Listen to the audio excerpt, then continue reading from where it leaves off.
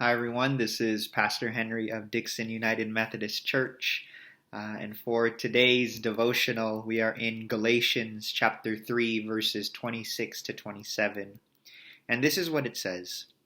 In Christ Jesus, you are all children of God through faith. As many of you were baptized into Christ, have clothed yourselves with Christ. Pause the video and read the passage to yourself a couple of times. Then I invite you to reflect on the following question. What does it mean to be clothed with Christ? What does it mean to be clothed with Christ?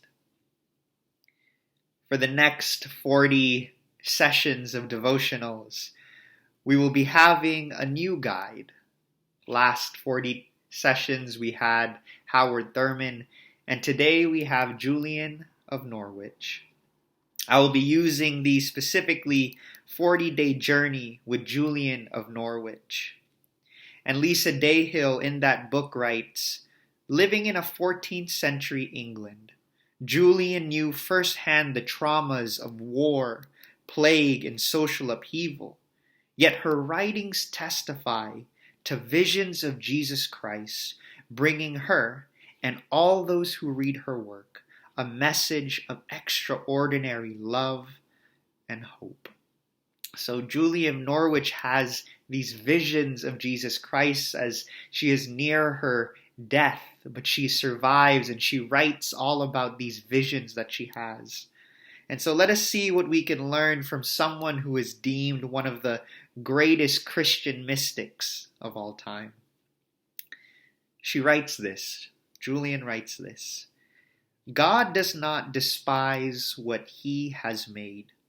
For as the body is clad in the cloth, and the flesh in the skin, and the bones in the flesh, and the heart in the trunk, so are we, soul and body clad and enclosed in the goodness of God. In reading Julian's words, I am reminded of the first creation story in Genesis, where God creates and calls his creation good. I'm reminded that I am preciously loved by God. And to be clothed with Christ for me means to recognize and be attentive to God's abiding presence in my life. God's warmth that generates joy, but also God's goodness that invites me to go out into the world and do good as well. And all of this is exemplified through Jesus the Christ. As I suffer, when I look to Christ, especially what Christ did on the cross, Christ suffers with me. And as I sing for joy, it is Christ who sings and shouts for joy with me. And so today I invite you to write about a time where you have felt God's abiding love and a time when you felt preciously loved. And you may not even acknowledge that it was God, but just think about a time when you felt truly loved and seen. And then finally pray.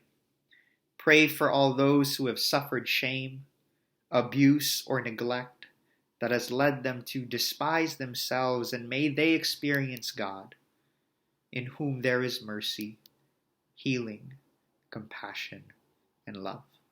May you all have a blessed day. Bye-bye.